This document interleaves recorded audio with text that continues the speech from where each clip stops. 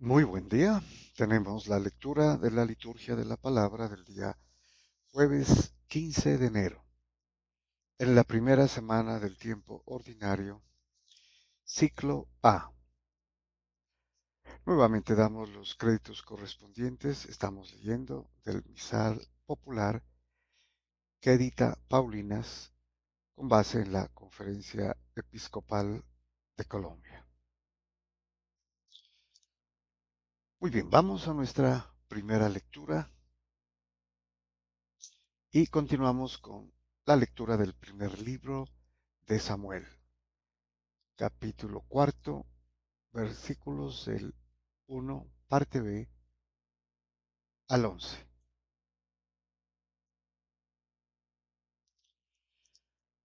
Muy bien, nos dice el libro de Samuel. En aquellos días salió Israel a la guerra contra los filisteos y acamparon en Ebenezer, mientras los filisteos acamparon en Afec. Los filisteos formaron frente a Israel, la batalla se extendió e Israel fue derrotado por los filisteos. Abatieron en el campo unos 4,000 hombres de la formación. Cuando la tropa volvió al campamento, dijeron los ancianos de Israel: ¿por qué nos ha derrotado hoy el Señor frente a los filisteos? Traigamos de Silo el arca de la alianza del Señor, que venga entre nosotros y nos salve de la mano de nuestros enemigos. Bueno, aquí habría que recordar que los filisteos eran enemigos, digamos que naturales de los israelitas, ¿no? Ellos estaban en la parte suroccidental de Palestina. Una de las ciudades más importantes, pues, es Gaza, Ascalón y otras, ¿no? Prácticamente unas 5 ciudades filisteas.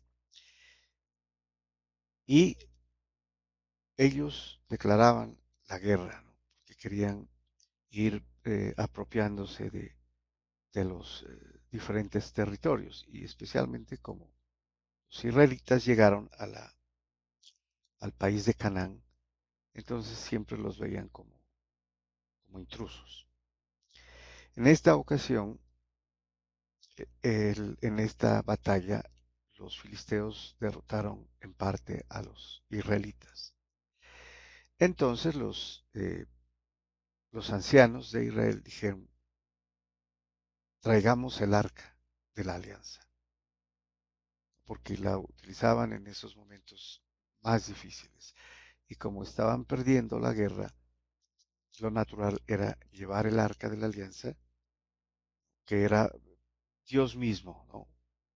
Con su presencia allí. Y que nos salve, dice, de la mano de nuestros enemigos. Y continúa. El pueblo envió gente a Silo para que trajeran allí el arca de la alianza del Señor del universo, que se sienta sobre querubines. Allí, junto al arca de la alianza de Dios, se encontraban Jofni y Pinjas, los 2 hijos de Elí. Cuando el arca de la alianza del Señor llegó al campamento, todo Israel prorrumpió en un gran alarido y la tierra se estremeció. Bueno, sabemos que para los israelitas el arca de la alianza era lo más grande, ¿no? Todavía estaba eh, en una tienda, en una carpa, ¿no? Donde estaba el arca de la alianza en el tabernáculo, ¿no? Una pieza especial. Y entonces al llegar el arca al campamento donde estaban los guerreros israelitas, pues todos prorrumpieron, ¿no? En un gran alarido. Los filisteos oyeron la voz del alarido y se preguntaron, ¿qué es ese gran alarido en el campamento de los hebreos? Y supieron que el arca del Señor había llegado al campamento. Los filisteos se sintieron atemorizados y dijeron, Dios ha venido al campamento. Después gritaron, ¡ay de nosotros! Nada parecido nos había ocurrido antes. ¡Ay de nosotros! ¿Quién nos librará de la mano de estos poderosos dioses? Estos son los dioses que golpearon a Egipto con todo tipo de plagas en el desierto. Bueno, de hecho los filisteos y los demás pueblos, ¿no?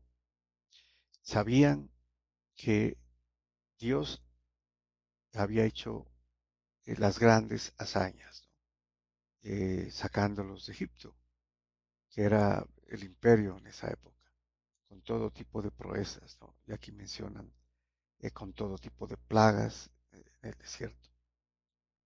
Entonces se atemorizaron, porque lo dicen aquí, ¿no? Ay de nosotros, nada había ocurrido antes. O sea, Dios ha venido al campamento, el Dios de los israelitas. Y continúa, Filisteos, cobren fuerzas y pórtense como hombres para que no tengan que servir a los hebreos como les han servido a ustedes. Pórtense como hombres y luchen. Los filisteos lucharon e Israel fue derrotado. Cada uno huyó a su tienda. Fue una gran derrota. Cayeron 30,000 infantes de Israel. El arca de Dios fue apresada y murieron Jofní y Pinjas, los dos hijos de Eli. Bueno, fue una derrota tremenda, ¿no? De los israelitas o los hebreos, como los llaman aquí, ¿no? De los filisteos. Y cayeron 30,000 infantes. Pero lo más importante es que el arca de la alianza, el arca de Dios, había sido apresada, ¿no? Además de la muerte de Jofni y Pinhas, los dos hijos de Eli. Prácticamente esta derrota fue a causa del, eh, de la maldad de la casa de Eli, ¿no? Especialmente de los hijos de Elí, el juez, ¿no? de ese momento. Eh, y esto se lo hizo saber Samuel, precisamente por la corrupción de la casa de Eli, especialmente de sus hijos. Muy bien, vamos al Salmo responsorial. Tenemos el Salmo 43, cuyo responso es, redímenos, Señor, por tu misericordia. Bueno, un responso bien apropiado para la lectura anterior, ¿no? De la derrota de los hebreos a mano de los filisteos. Y va a hacer alusión precisamente eh, a este suceso. Este es un salmo entonces de lamentación por una derrota y también eh, la clemencia y la ayuda que se pide.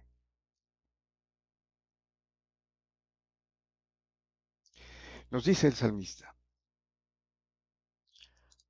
ahora nos rechazas y nos avergüenzas y ya no sales, Señor, con nuestras tropas. Nos haces retroceder ante el enemigo y nuestro adversario nos saquea. Bueno, esto era lo que ocurría en aquel tiempo cuando se ganaba una batalla, ¿no? O una guerra.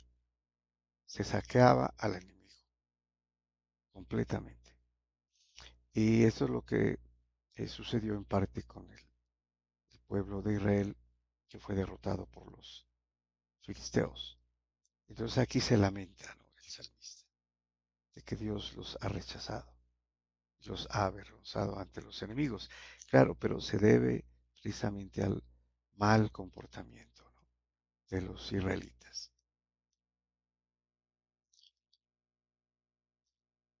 Y continúa. Nos haces el escarnio de nuestros vecinos, irrisión y burla de los que nos rodean. Nos has hecho el refrán de los gentiles. Nos hacen huecas las naciones. O sea, toda una vergüenza, ¿no? Sí, el pueblo de Israel es avergonzado. Pero recordemos, es precisamente debido a su maldad, ¿no? Y a su infidelidad ante su Dios. Y aquí viene la súplica, ¿no? O sea, la lamentación que es acompañada por la súplica al final. Despierta, Señor. ¿Por qué duermes? Levántate. No nos rechaces más. ¿Por qué nos escondes tu rostro y olvidas nuestra desgracia y opresión? Bueno, obviamente la respuesta no se dejará esperar, ¿no? Por su infidelidad, por adorar otros dioses, por no confiar en Dios y por la corrupción de sus dirigentes, ¿no? Especialmente en este caso de la casa de Eli. Muy bien, pasamos al Evangelio. Tenemos el Evangelio según San Marcos, capítulo 1, versículos del 40 al 45. Dice San Marcos, en aquel tiempo se acercó a Jesús un leproso, suplicándole de rodillas, si quieres, puedes limpiarme. Compadecido, extendió la mano y lo tocó diciendo, quiero, queda limpio. La lepra se le quitó inmediatamente y quedó limpio.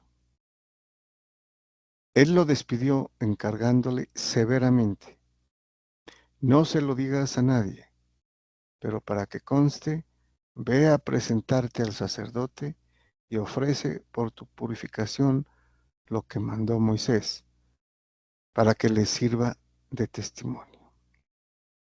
Bueno, entonces aquí vemos, este milagro lo traen los tres evangelios sinópticos, ¿no? Mateo, Marcos y Lucas. Eh, y podemos ver la inmediatez del milagro, ¿no? Es un milagro inmediato. Entonces, el Señor Jesús lo tocó, ¿no? Y sabemos que en el pueblo judío los leprosos eran excluidos, apartados, ¿no? Bueno, uno por razones obviamente de contagio, evitar el contagio, y otro porque ellos consideraban que eh, eran de lo peor, ¿no? Eran pecadores y por eso tenían esa enfermedad. Entonces estaban eh, repudiados, apartados, ¿no? Tremendo. Socialmente no pertenecían, eran, eh, ¿cómo decirlo?, desterrados, ¿no? Impuros. Pero el Señor lo toca y quedó limpio inmediatamente. Es interesante también lo que él dice, ¿no? Como veíamos en la sesión anterior. Quiero, queda limpio. ¿Mm? ¿Quién puede hacer esto sino el mismo Dios? Bueno, a pesar de la advertencia de no decírselo a nadie, continúa, San Marcos diciendo, pero cuando se fue empezó a pregonar bien alto y a divulgar el hecho, de modo que Jesús ya no podía entrar abiertamente en ningún pueblo. Se quedaba afuera, en lugares solitarios, y aún así acudían a él de todas partes. Bueno, lo que hizo el leproso curado, pues fue, digamos que natural, normal, ¿no? Inclusive como forma de gratitud, comentarlo a todos en voz alta, bien alto. Y no tuvo en cuenta la advertencia del Señor. Y bueno, posiblemente tenía que hacer así, ¿no? Pero sí cumplió con ir, presentarse al sacerdote, ¿no? Como testimonio, que era parte de la ley, ¿no? Entonces, también es importante eso. Tuvo que hacerlo. Bueno, ante este prodigio, obviamente, ¿quién no proclama, ¿no? Y divulga con alegría, con alborozo, con gozo, ¿no? Lo que ha hecho el Señor. Como en una parte también de la Escritura dice el Señor, si los niños, si estos se callen, cantarán las piedras o hablarán las piedras. Ante tal prodigio de ver entrar al Señor a Jerusalén, ¿no? Cuando entraba, bueno. Entonces, no es de culparlo, ¿no? Ante tanta belleza de este eh, leproso, todo lo que tuvo que sufrir, ¿no? Al verse curado por el Señor Jesús. Muy bien, muchas gracias y bendiciones.